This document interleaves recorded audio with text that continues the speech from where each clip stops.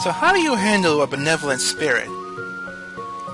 You just shiver right back into its jar. That's what you do. Those dang spirits always being so angry that they are in jars and getting out of jars, and then you have to put them back in jars. I wonder why they have to put them in jars of all places. I have no idea. But either way, this thing, the Spirit World Challenger, this thing can be the start of bad things happening. But it does drop one of the more important items that you need to get all your best accessories involved in this entire post-game. So, you need to go ahead and try to take him down. So, with this thing, he has an immunity, well, I shouldn't say immunity, I should say a resistance to everything except for light dark spells and mystic spells. Everything else he's pretty resistant to. On the first turn, you're going to want to have Reimu in there to cast a barrier of some kind to resist physical attacks, because physical attacks will destroy you. They will ultimately destroy you. This fight does have a tendency to rely on luck more so than anything else, but it's not too bad. Satori, by the time you have Satori at this point, she should have a lot of holy spells. If not like Holy or Sunshine or whatever, Punish the Judgment, any light spell you can think of, Satori should have him.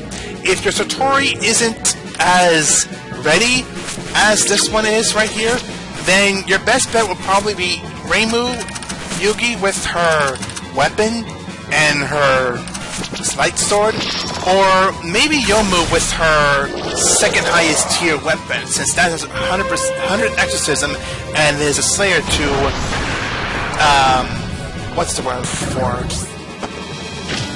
sentinel beings, celestial beings? Is it one of those beings? It's one of those type of beings. Excuse me.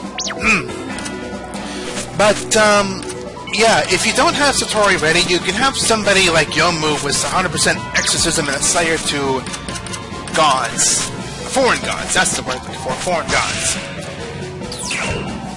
But if you have Satori here fully ready with all the right spells and such, this thing should not be too much of a problem.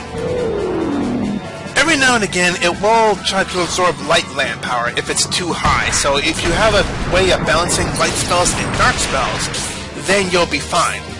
The main problem with this boss, though, is once you get it past halfway, if you get it down to half its MP, if you get it to that point, then that's when you have to be super careful what you're doing.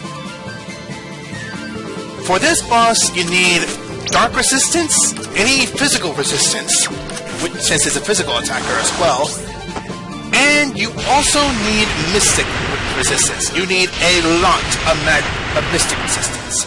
If you don't feel confident in your mystic or magic resistance, then you can have Byakuran have magic defense on you, or you can probably have Satori in there as well to help with buffing if you don't have enough turns to buff everybody up.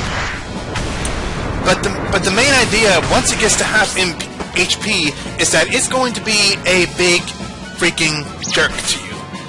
Once it gets to half MP, it'll start casting a Dark Giga Flare, which you can learn with Satori, but it is probably one of the most dangerous moves you can run into when it starts spamming it over and over and over again. And it's a mystic spell, not even a dark spell, it's a mystic spell of all things. So you have to get that set up and ready to go before you can try to take this thing down.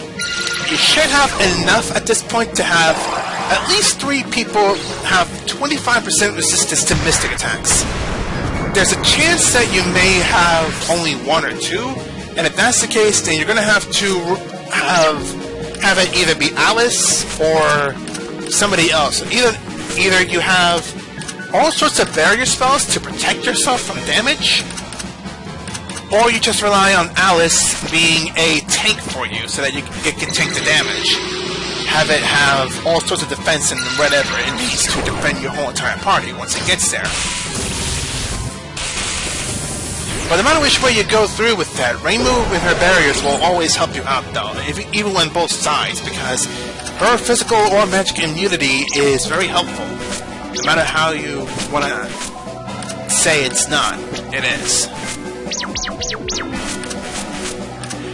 As a secondary thing, when Yugi has her buff set up good to go, when she has her Berserker Soul attack, and you have Yomu in your commander slot, you can give massive crit bonuses, and you can have that thing just start whamming away on it.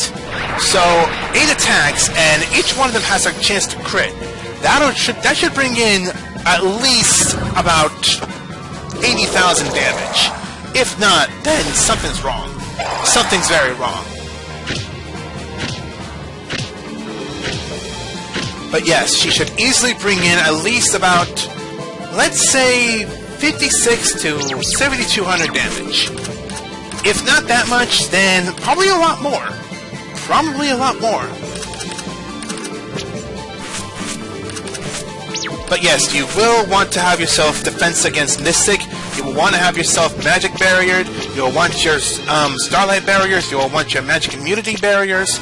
Any barriers you can think of to defend yourself against Dark Giga Flare, you will want to have it around. Because it will be a damper along everything that you're trying to do. Without any resistance to Mystic spells or Dark Giga Flare or anything like that, it's just going to annihilate you by the time it gets half health. So all you can really do at this point is just use Yugi or somebody else to just spam away at any physical attacks or any bite spells or whatever. Just go all out. Just try to finish it off as quickly as you can once it gets to half health. Have yourself defended almost every other turn, and once you get through that, you're set. You're good to go. Having Reimu in your party for any barrier, having Satori in to have Dark Giga Flare learned, having Byakuren to buff your party, having Marissa to do Mystic spells, so you can just do Mystic spells to do extra damage to the person, and Yugi or Yomu, if you don't have Yugi's weapon, having Yomu in there to just wail on it with Exorcism and Slayer, it'll just go down right then and there pretty quickly. Well, not as quickly, but it should go down nevertheless. And once you finish it off, you get yourself your next 65,000 EXP. And Byakuren having her 2 times there, so so everyone had quite a bit of XP. But yes, you shove that thing back inside the jar, it stays there forever and ever, it'll never come out again, and you'll get your devil's heart out of it. Now that I think about it, you supposedly can get this from any other devil-type monster in the entire game, so I wonder why they never dropped it. Maybe they're trying to have a good heart now. Maybe they're trying to change their hearts to something other than devil hearts. Maybe they're trying to eat their own hearts. Maybe. I don't know. I'm gonna take them anyway.